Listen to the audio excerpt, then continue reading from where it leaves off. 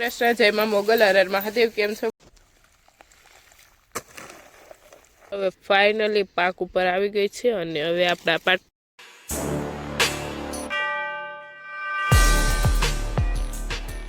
કૃષ્ણ જય માં મોગલ હર મહાદેવ કેમ છો? બધા મજામાં જશો અને અત્યારમાં આપણે વાડીએ પહોંચી ગયા છીએ અને મીનાક્ષી દીદી તો અગાઉથી જ આવેલા હતા.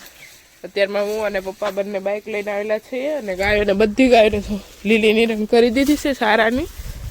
અને હવે તડકો નીકળો પછી જોઈએ કે આજે ગાયોને જમારી નાખવાની છે, નવરાવી દેશું.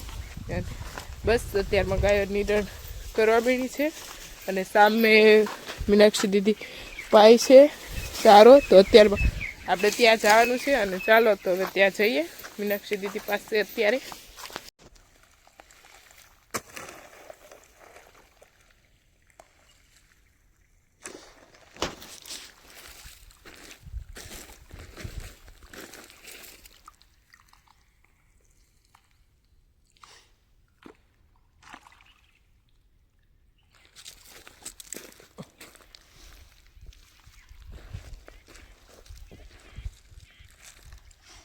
ચલો તો અત્યારમાં હું આવી ગઈ છું અમારા નવા કવાની બાજુમાં અને થોડીક અમારી કેળમાં નુકસાની આવી, એટલે નુકસાની પણ ન કહેવાય પણ એવી રીતના આમ નુકસાની આપ પણ જો હું તમને બતાવું છું. અમારે કેળમાં કેળા આવ્યા હતા ને એ જો આખી લૂમ ઢળી ગઈ છે અહીંયા. જો લૂમવાળો છોડ જ આખો આવી રીતના આડો પડી ગયો છે અને કેટલી મસ્ત મસ્ત કેળ થઈ ગઈ છે આપણી.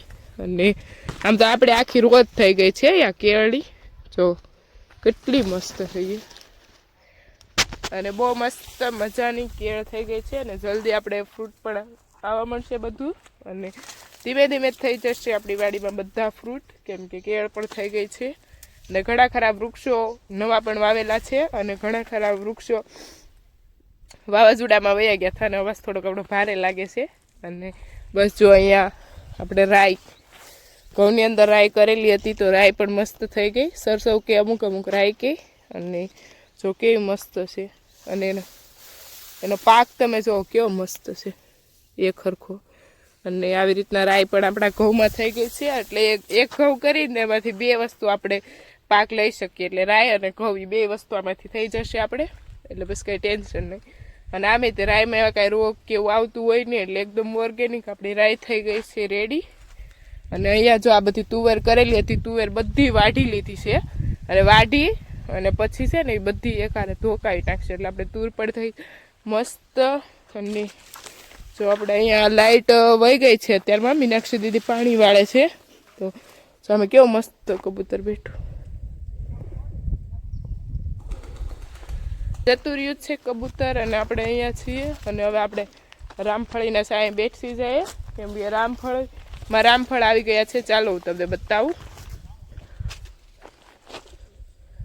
જો આવા કંઈક રામફળ આવે છે, મસ્ત આવે અને એનો ટેસ્ટ એટલે જોરદાર. મને તો બહુ ફેવરેટ છે મારા રામફળ.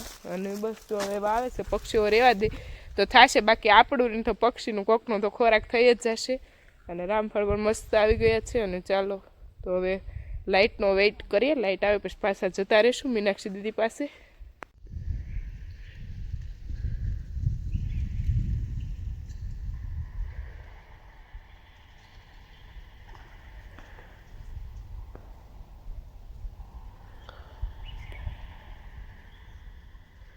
પ્રકાશભાઈ બોલે એ સાંભળો ખાલી. બોલતો ભાઈ. પ્રકાશભાઈ તમારો અહીંયા શું છે વાડીમાં?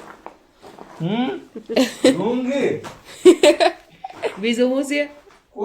બીજું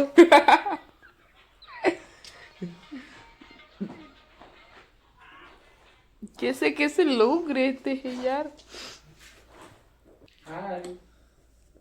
કેમ છો બધા? પ્રકાશભાઈ ને બધા કોમેન્ટ કરો. પ્રકાશ આહિર એની ચેનલનું નામ છે. એને કહો તમે રોજ બ્લોગ મૂકે, તમને એના બ્લોગ જોવાની મજા આવશે.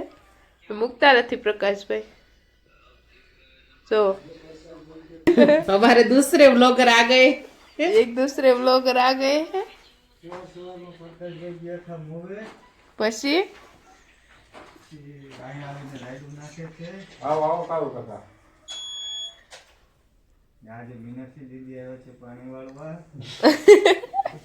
પછી